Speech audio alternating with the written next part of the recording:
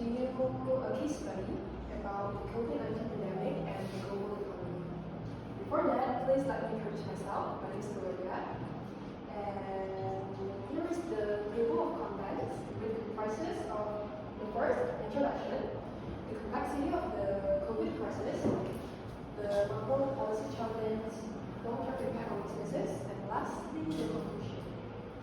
So, the introduction of the case. Why is it important for us to study about this case? As we all know, the COVID-19 pandemic was one of the most unmanageable global crises in its modern history. This crisis affected over 700 million people and also caused over 6 million of deaths worldwide. Aside from just harmful health system impact, the pandemic led to systemic weakening in the global economies, as well as supply chains, rising unemployment, and inflation rate, while deepening the social inequalities. As you can see from the line graph, which was retrieved from the World Bank data, the lowest point is the year 2020. So the global GDP experienced a significant decline with a decrease of 3.4%. This translates to a loss of over $2 trillion in the economic output, which is the steepest decline since the Great Depression in the year 1930s.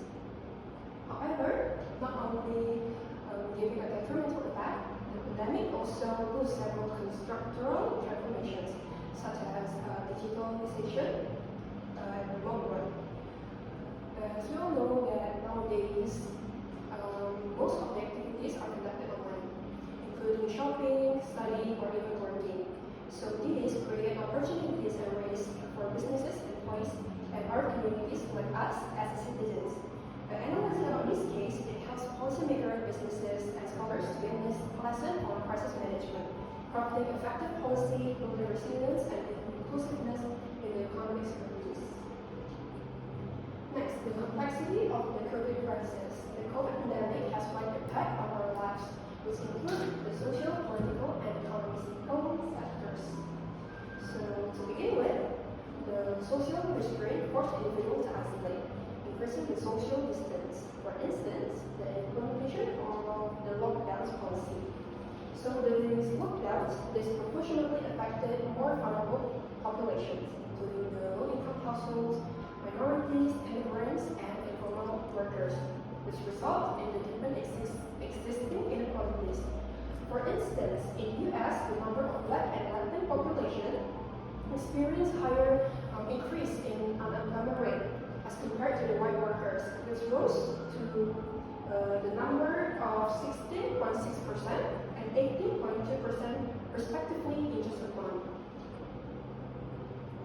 Furthermore, this COVID pandemic also led to political protests over lockdowns and inequalities. For example, in US in the year 2020, an African American named George Floyd was killed by Minnesota police, which reignited the Black Lives Matter movement that was firstly initiated in the year 2013. From the economy aspect, the pandemic caused global trade and supply chain disruption. So during the second quarter of the 2020, global GDP significantly dropped by 20%. As the governments deployed fiscal and monetary supports, the economy starts to recover, and eventually the graph showed a K-shaped recovery, as you can see on the slides. So basically, this K-shaped recovery means an economy pattern where different parts of society or economy bounce back from a recession in different rates and different times. Some industries like technology, software, or retail may experience a rapid recovery. Meanwhile, others like those in entertainment, travel, or hospitality sectors may continue to decline or struggle to recover.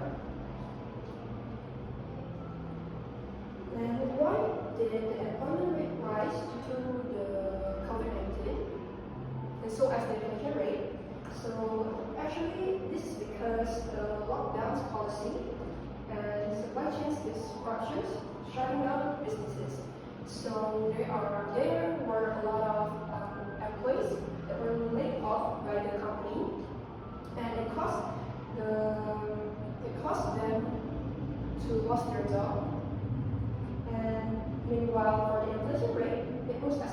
assurance and stable driven demand outpaced the supply recovery.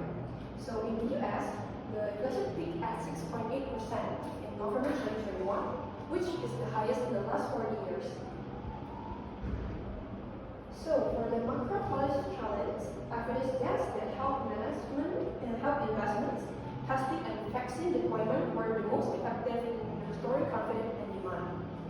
Furthermore, the fiscal stimulus, like the 2 trillion CARES Act or the COVID virus aid relief and economic security act, benefited workers and provide relief for large corporations.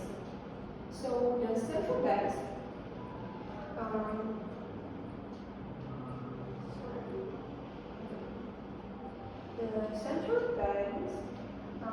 initially kept the interest rates low to support the recovery, but however, in 2021 to 2022, the US Fed increased its interest rate to combat the inflation, which was indeed the right measure, because in the late of 2022, the global inflation seemed to be slowing down, but however, it required careful calibration to avoid the recession.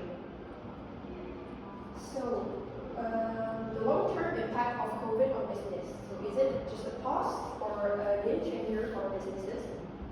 I believe COVID-19 was more a game changer than just a temporary pause for many businesses. Fundamentally, the pandemic has reshaped business models, consumer behavior, and global supply chains in ways that are likely to persist. Besides, it has also boosted digital transformation, education, remote work, and e-commerce adoption. For example, in 2020, e-commerce grew by 27.6%, while remote work increased productivity for some sectors. Moreover, many businesses have learned to build more resilient and flexible supply chains to cope with future disruptions. So these shifts suggest that COVID fundamentally changed the business landscape.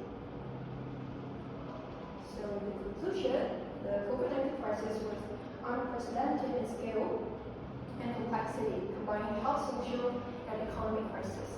In order to overcome these challenges, there are effective strategies that we can take, such as investing in healthcare and vaccines, ensuring social equalities, and supporting civil and green transitions for resilience is necessary.